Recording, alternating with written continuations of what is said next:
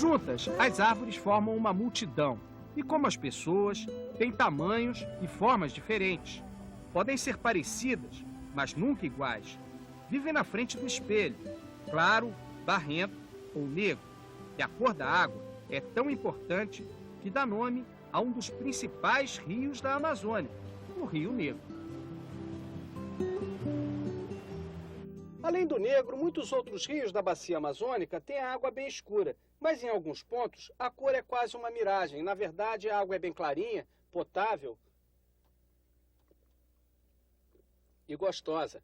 Essa água é consumida por toda a população ribeirinha daqui. A diferença da água não está só na cor, mas principalmente na composição, cada uma com características e nutrientes específicos. Por isso mesmo, tem fauna e flora distintas. Isso, na verdade, representa a biodiversidade. Aqui a biodiversidade na Amazônia é a maior do mundo e a gente pode dizer que faz parte disso essa diferença de sistemas aquáticos. A água preta, a água branca, a água clara vão ter faunas características bem típicas que vão dar as diferenças, diferentes grupos de composições de espécies, vegetais e animais. Quer dizer, se a floresta amazônica talvez tivesse apenas um tipo de água, não fosse tão rica quanto é. Talvez 1/3 da biodiversidade só, né? Porque as coisas ficam mais parecidas, né? Se fosse só várzea, só água branca, por exemplo, não teria essa quantidade de espécies. A várzea é um lugar muito produtivo, onde tem menos espécies e um grupo maior, né? Onde faz os plantios, onde se planta a macaxeira, aqui onde se cria gado, uma riqueza de peixes muito grande também. No meio da floresta, uma outra descoberta. Na mata escura e fechada, é difícil ver os bichos, mas certamente quem anda por aqui está sendo visto e vigiado. Nesta área que pertence ao Exército, nossos espiões mostram mais facilmente a cara. A anta, em extinção, é mãe zelosa, que tem cuidado redobrado com o filhote. O jacaré-tinga é outro típico habitante de lagos e rios da região. Ele passa dos 2 metros de comprimento e é bem mais ágil do que se pode imaginar. Rápido também é o veado mateiro. Com jeito dócil, ele é outro animal em perigo. O mesmo futuro ameaça a capivara, o maior roedor da fauna brasileira. Nesta selva sem leões, a rainha é a onça pintada, que se alimenta de pequenos animais. Grande, charmosa, a felina número 1 do Brasil é literalmente uma gatona, que de vez em quando sai desfilando entre as árvores.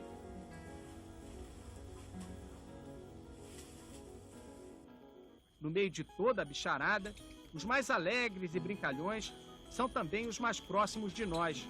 Entre um galho e outro, lá estão eles e suas macacadas. Até agora, já foram identificadas mais de 40 espécies de macaco na Amazônia. Este aí é o sauim de coleira, um animal raro que só é encontrado nas florestas vizinhas de Manaus. O macaco titi é outro bichinho simpático e descontraído. E tem também o barrigudo, que vive próximo ao Rio Negro. O rabo longo ajuda a manter o equilíbrio e a agilidade.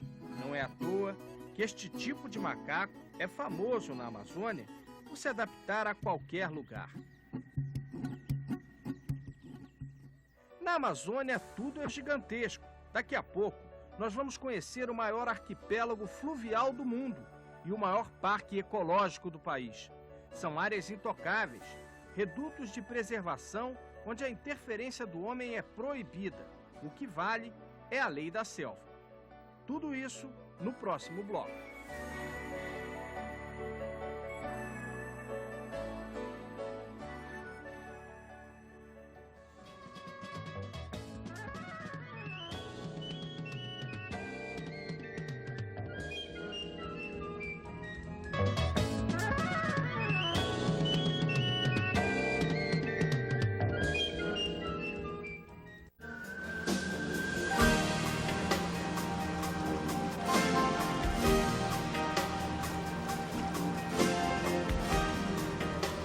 Nossa viagem segue pela correnteza do Rio Negro. Neste pedaço de Brasil, onde não existem rodovias, os rios são as estradas e o posto de gasolina é flutuante. O trajeto é bem mais longo e demorado, mas também muito mais bonito e interessante. Estamos entrando a bordo do Uape-Açu, em Tupi-Guarani, Vitória Amazônica. Junto com pesquisadores e biólogos, começamos a subir o rio. O Uape-Açu é uma embarcação resistente, com equipamentos modernos e até algumas mordomias para os visitantes, a comida da Brígida e a antena parabólica. Nosso destino é o arquipélago de Anavilhanas, a 150 quilômetros de Manaus. É viagem para quase um dia. A paisagem é a das florestas alagadas, uma integração de água e verde que representa 10% de toda a Amazônia.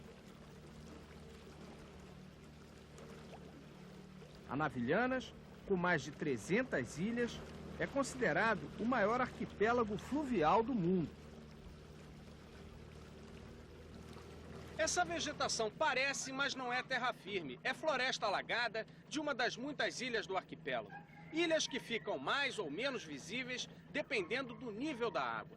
Pela marca nos troncos, dá para ver que o rio está baixando. O mais curioso é que no meio de tanta água existem várias árvores secas e mortas.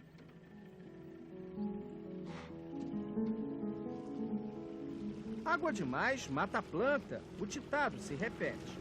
Navegando pelos igarapés, como são chamados os pequenos afluentes dos rios, vemos que são milhares de árvores afogadas. As ilhas, pequenas restingas, vivem ao sabor das águas e, em algumas épocas do ano, chegam a ficar completamente submersas. Na lei da selva, até as árvores têm sua estratégia de sobrevivência. Algumas espécies modificam o metabolismo. Durante as cheias, são as folhas das copas que fazem a respiração e captam o oxigênio. É como se a árvore desse férias para a raiz, que fica mergulhada esperando o rio descer. Na floresta alagada, troncos e enormes cipós retorcidos dividem o espaço com a fauna aquática. Só em Anavilhanas são mais de 450 espécies de peixe. Uma fonte inesgotável de pesquisa, onde os biólogos mergulham de cabeça. É um hemíptero da água, é o bicho-pau da água. Tem o da terra e tem o da água. Aqui tem um sarapó, que é um peixe elétrico, o grupo dos peixes elétricos. É muito fácil achar uma espécie nova na Amazônia, porque a riqueza de espécies é tão grande, dificilmente alguém teria ficado tempo suficiente para descrever todas as espécies. A gente está no celeiro do mundo, no centro de especiação, onde existem o maior número de espécies aí. O arquipélago é uma unidade de proteção ambiental. A natureza aqui é soberana. É proibido derrubar árvores, caçar e pescar. O turismo também não é permitido e os barcos só entram com a autorização do IBAMA, o órgão do governo federal responsável pelo meio ambiente. É uma tentativa de preservar as riquezas naturais de uma região onde o rio deixa de ser negro para se transformar em dourado.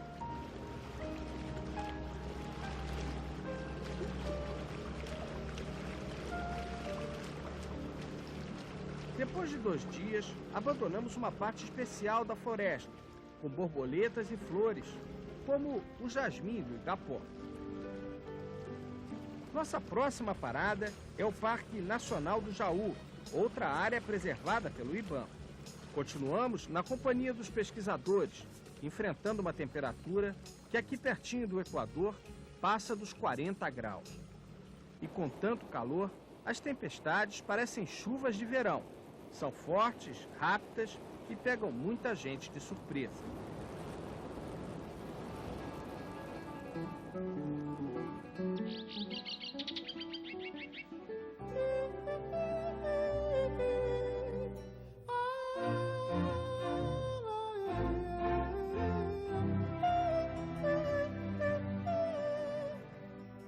Mais uma noite de viagem, no balanço do barco e da rede, e finalmente chegamos.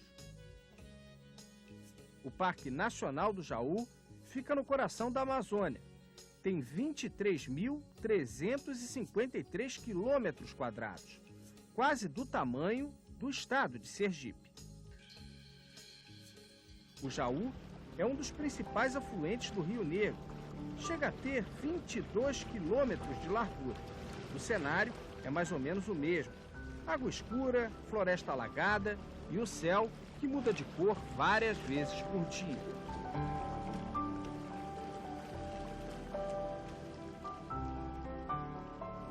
A bacia é como se fosse um funil. Passamos do rio para o Igarapé e depois para o Igarapézinho. A distância entre as margens é cada vez menor. A mata se fecha. A água vai ficando cada vez mais escura e gelada, sinal de que estamos chegando em terra firme. Sinal também de que chegou o momento de desligar o motor e usar o remo.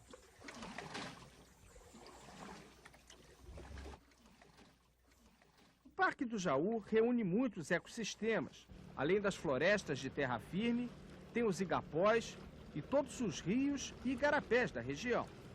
Criada em 1980, a área de proteção está sendo estudada pela Fundação Vitória Amazônica.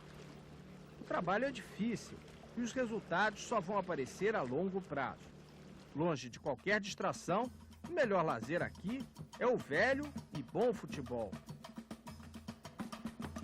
Com direito a uma pequena plateia, o time visitante faz bonito e ganha de 5-4.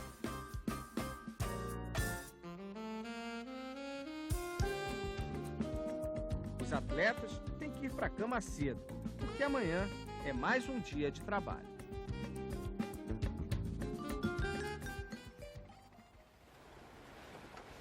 Antes do sol nascer, esses dois especialistas em aves saem em busca de novos sons.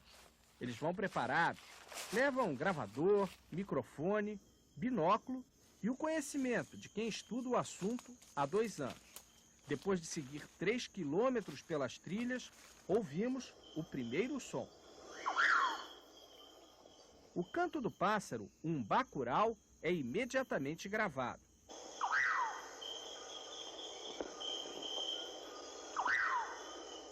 O trabalho é você registrar vozes para posterior gravação. Muitos bichos a gente já conhece, que a gente já conhece a voz, às vezes a gente não grava porque não tem necessidade, mas para bichos que você não consegue identificar prontamente, você tem que gravar para depois estudar a voz do bicho, para tentar uma identificação mais segura do animal. Quer dizer que você identifica a ave pelo som? Pelo canto, o canto é específico de cada espécie, então pelo canto você já consegue identificar, entende? Mas não seria mais fácil identificar pela própria ave? O problema é que muitas vezes você não consegue observar os bichos, né? Porque numa floresta, forma uma espécie dificulta, pela própria estrutura da floresta, a própria estrutura da vegetação, dificulta você localizar o bicho e você fazer a observação do animal. A caminhada continua, os sons se tornam mais fortes. Eles bem que tentam, mas enxergar algum desses cantores é praticamente impossível. Até agora, só no Parque Nacional do Jaú, já foram identificados 384 tipos de aves. Os pesquisadores analisam os hábitos e o comportamento de cada espécie. Algumas coisas chamam a atenção, como exemplo a gente pode citar alguns tangarás dançarinos, né, conhecidos também como manaquins, que os machos se reúnem numa região, numa área, e ficam dançando e cantando com uma fêmea ou mais, observando. E essas fêmeas vão escolher entre os machos aquele que mais lhe agrada. Quer dizer, é como se eles estivessem desfilando para ela. Exato, é uma exibição para a reprodução.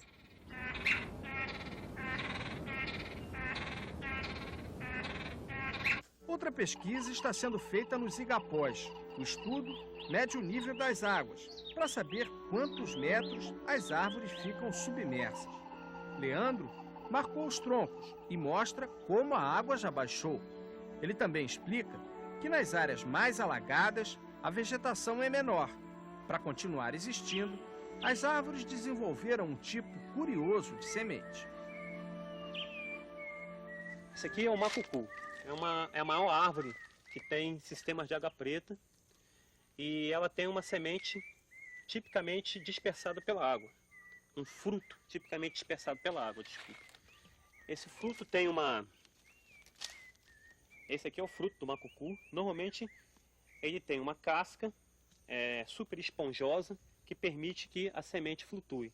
Então isso aqui que eu estou quebrando é a casca dele. É uma cortiça semelhante à rolha de vinho. E dentro disso você está protegendo a semente e fazendo com que ela Normalmente a função é essa cortiça permite com que a semente flutue. Então essa planta ela é dependente, ela precisa da água como agente transportador. Aqui você tem exemplos de crescimento dessa espécie em diversos estágios. É muito comum você encontrar esse tipo de crescimento ainda dentro d'água. O fruto está flutuando junto com muitas espécies, mas ele já começa o estágio de crescimento ainda na água. Não precisa estar necessariamente no chão, porque isso pode acelerar o processo de estabelecimento da planta quando o rio baixa. Todos esses estudos têm o objetivo de vencer um desafio. Antes de proteger uma área, é preciso conhecê-la, saber dos recursos, potenciais econômicos e fragilidade da floresta. Saber também o que pode ser explorado e produzido sem grandes prejuízos aos ecossistemas. É isso que os ambientalistas chamam de desenvolvimento sustentável. Pela primeira vez no Brasil, ecologistas e governo federal vão dividir responsabilidades. Através de um convênio, o IBAMA administra e fiscaliza a área. A Fundação Vitória Amazônica desenvolve um plano para o parque, que é o maior do país. O objetivo é a consolidação do Parque Nacional do Jaú. Nós queremos que exista o primeiro Parque Nacional na Amazônia funcionando, porque até hoje não existe um Parque Nacional que funcione. Só tem Parque Nacional no papel aqui na nossa região. E a nossa proposta é exatamente essa, é tirar um parque do papel e consolidar ele. Ter uma unidade de conservação que você tenha pesquisa, que você conheça o que é aquele ecossistema que esse parque está protegendo, que essa unidade de conservação possa trazer benefícios para a região, para as populações que moram na área, tá? E basicamente você ter uma área que seja uma área que você consiga preservar essa área, conservar essa área para as próximas gerações. Como a própria Amazônia, o parque é também uma região de muitos contrastes. Riqueza e miséria estão lado a lado. Diante de tantos recursos que a natureza oferece, quem mora aqui vive em absoluta pobreza. A vida destes caboclos e as alternativas econômicas para a Amazônia são os assuntos do próximo bloco. Você vai ver também, as águas da Amazônia se revelam traiçoeiras e dão um susto em nossa equipe.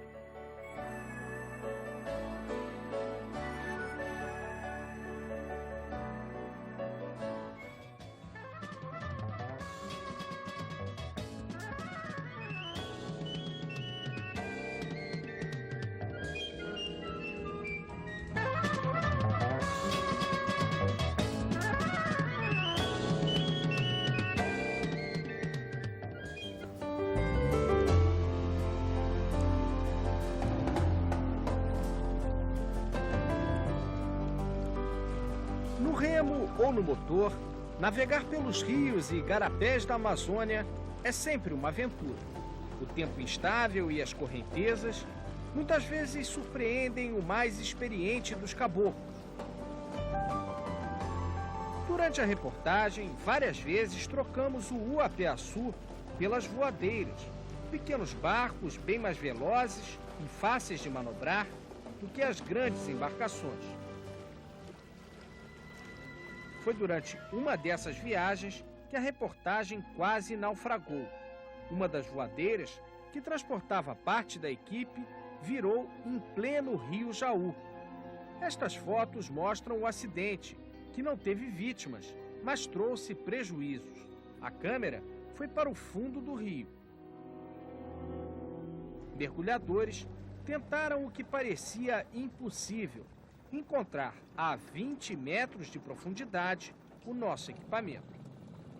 Homens e barcos se revezaram nas buscas, mas a câmera continua até hoje nas profundezas do Jaú. As notícias correm rápido por aqui. Fomos de naufrágio lá e tal, Foi. Foi assim que conhecemos Manuel Porrada, um caboclo com muitas histórias para contar. Pele morena, cabelo liso, jeito de índio, Manuel gosta de passear com a família e o sempre agitado Tafarel.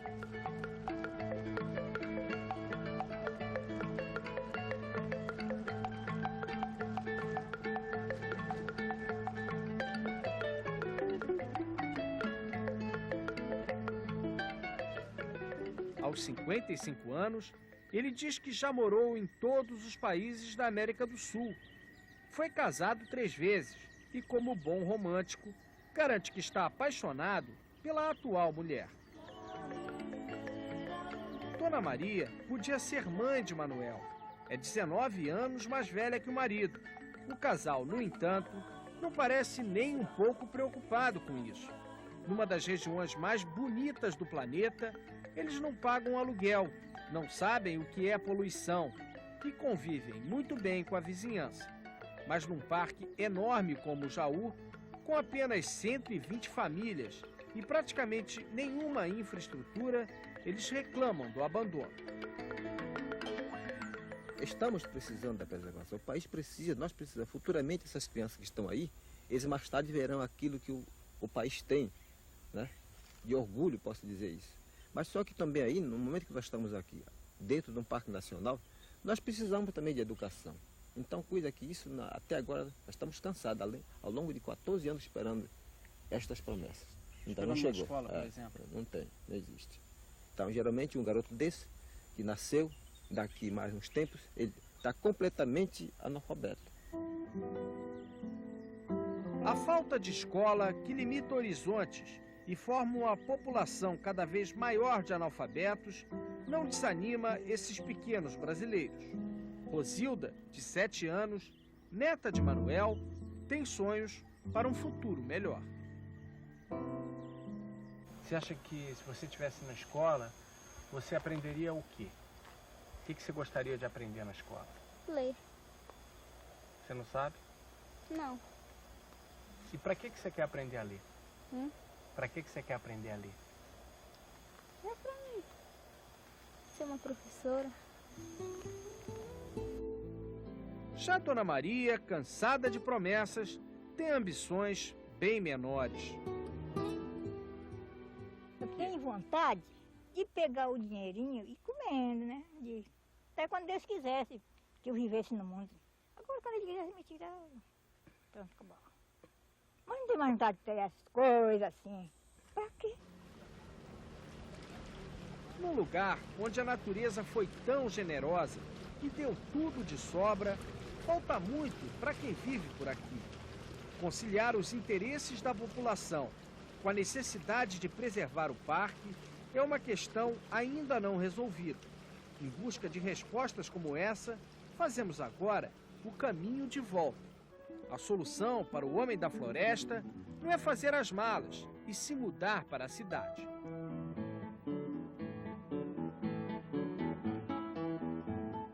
O município de Novo Airão, ao norte de Manaus, é outro exemplo de falta de investimentos. Não existem opções de trabalho e boa parte dos habitantes vive o drama do desemprego. O único porto seguro por aqui é a indústria naval. São 8 estaleiros que não têm do que reclamar. Os negócios vão de vento em popa. Um barco desses sai em média por $30 mil. tradição da construção naval em Novo Airão tem mais ou menos a mesma idade do município, 39 anos, e garante 2.000 empregos, desde o homem que corta madeira até o pintor que vai dar o acabamento no barco. Hoje, metade da população depende dos estaleiros. Em cada barco são pelo menos 6 homens trabalhando. Eles recebem, em média, 2 salários mínimos por mês. O dono do estaleiro explica que neste tipo de negócio, o que conta é a prática. O engenheiro naval, ele passa 10 anos, 20 anos, não sei quanto para aprender, mas ele vem risco em cima de uma mesa, né? E eu tenho um molde, como nós trabalhamos, nós fazemos a estrutura do casco, bota a espinha dorsal do casco, e depois a gente levanta os forreados, como se diz, e vai para os moldes. Igualmente esse aqui, entendeu? Um molde como esse, e é uma peça que você vê que já é o estilo de um braço daquele, tá entendendo? Então isso aqui daqui, já se vai riscar numa peça, uma prancha como essa daqui. Você bota em cima, já risca, já sai um braço para lá. Quer dizer, você em vez de desenhar, você já sai fazendo. E aí já sai fazendo. Já sai fazendo, entendeu? Isso é uma coisa que a gente já sai fazendo. E dá certo? Rapaz, nunca deu errado não, né? Graças a Deus nunca deu errado não. O serviço passa de pai para filho, mas o carpinteiro, que começou o menino, não esconde a frustração de quem não pode navegar na própria obra. O que a gente sente é que depois de pronto, às vezes ninguém pode nem pisar dentro, né, do barco, o dono às vezes, né? Se olha de longe, pô, o barco que eu fiz, agora tô vendo ele lá no meio. Às vezes o cara entra dentro, o cara nem conhece o cara que fez, né? Só conhece o cara quando tá para fazer, na hora depois de pronto, o cara...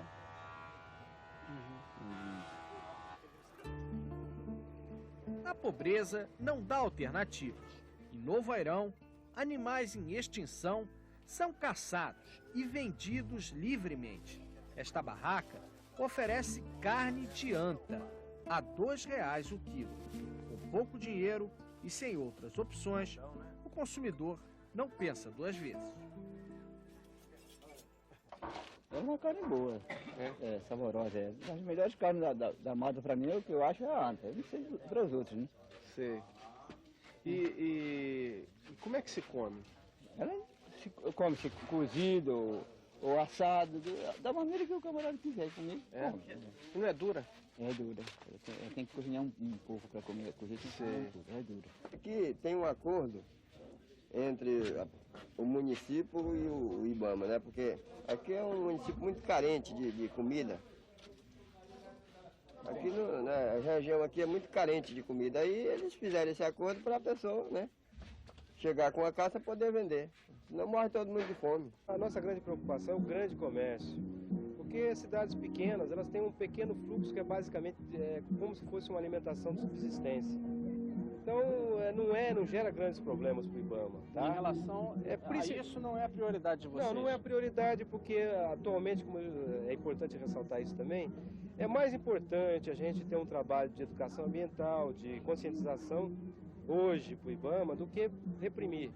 Reprimir ato policialesco hoje não é tão mais significativo, porque o IBAMA já teve essa imagem repressiva e na realidade isso depreciou muito o órgão e não trouxe resultados positivos.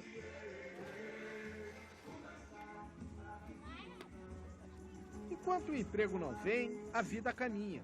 Para matar o tempo, muito banho de rio e mergulhos.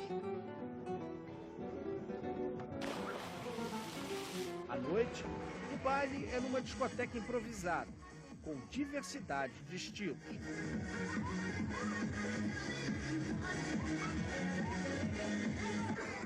De Novo Airão a Manaus, são 18 horas no Uapé-Açu. Uma viagem longa, cansativa, que derruba qualquer aventureiro. Em Manaus fica o INPA, principal centro de estudos da Amazônia. São centenas de projetos para melhorar a vida de quem tem a floresta como moradia. Numa região com mais de 2.000 tipos de peixe, apenas 36 são consumidos. Isso faz com que o preço suba e o desperdício aumente. O aracu, peixe pequeno, cheio de espinhas, é um dos que não vai para a mesa, mas para o lixo. Os pesquisadores desenvolveram um projeto que pode garantir o aproveitamento comercial da espécie. A pele é retirada. O que não é lá muito saboroso se transforma na matéria-prima de bolsas, cintos e carteiras. Tudo é aproveitado. Espinhas, cabeças e vísceras são moídas. Vão virar ração para galinhas, patos e peixes. Depois de toda esta limpeza, sobra o filé. É daí que surge a mais nova receita da Amazônia com jeito de fast food. O filé é triturado e recebe os ingredientes: farinha, pimenta, manteiga e ovos. As medidas são ao gosto do cozinheiro. Depois tudo é misturado numa forma. A máquina corta as rodelas. Agora é só ir para a frigideira e pronto. Eis o fish burger, ou hambúrguer de peixe. Os técnicos do INPA também constataram que na região norte do país, 80% das casas são de madeira. O problema é que os construtores utilizam sempre as mesmas árvores. Estas espécies se tornam raras e caras. O Instituto experimenta novos tipos de madeira e já começa a construir casas de sucupira preta, mandioqueira, guariúba e cumarurana.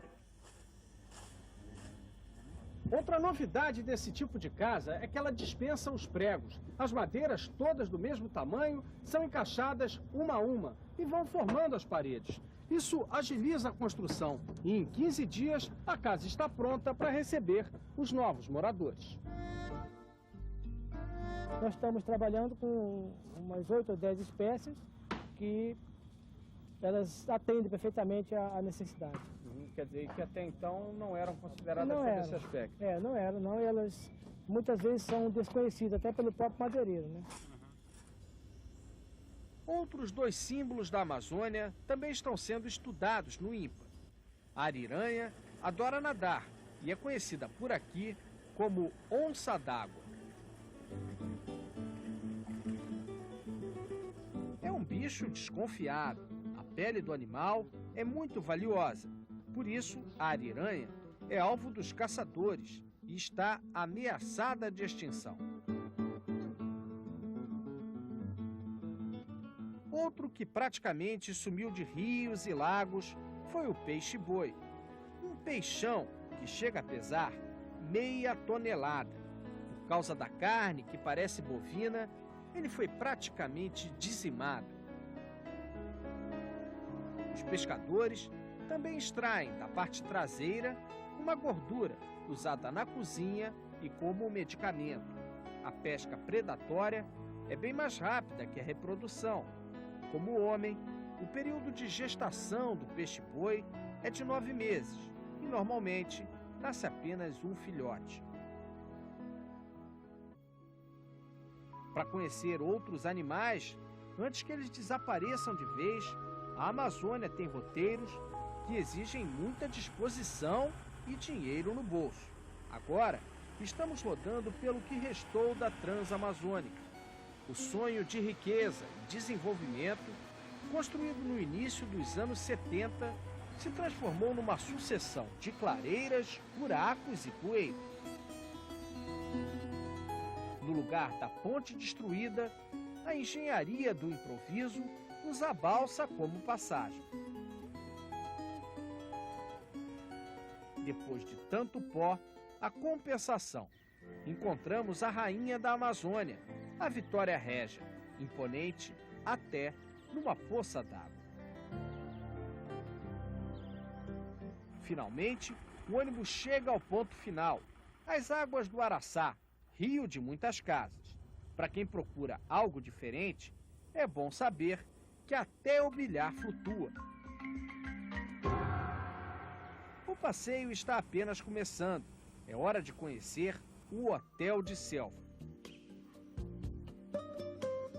90% dos turistas são estrangeiros. O preço da diária explica a preferência.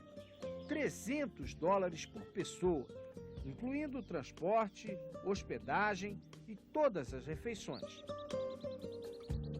Além disso, os ecoturistas experimentam outras emoções. Passeiam de barco e recebem as boas-vindas de alguns hóspedes permanentes que adoram banana e brincadeiras. O macaco-aranha é o maior de todos e o barrigudo, como sempre, o mais animado. Para quem está de passagem, tudo é motivo de alegria.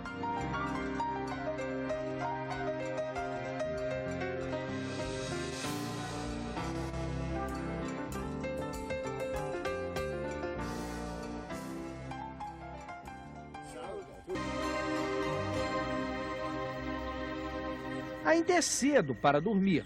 O próximo programa é pegar jacarés. Eles ficam nas margens do rio. Com a luz de uma lanterna, o guia consegue hipnotizar o bicho. Em segundos, o homem domina um filhote de quase 1 metro, sem luvas ou qualquer equipamento de segurança.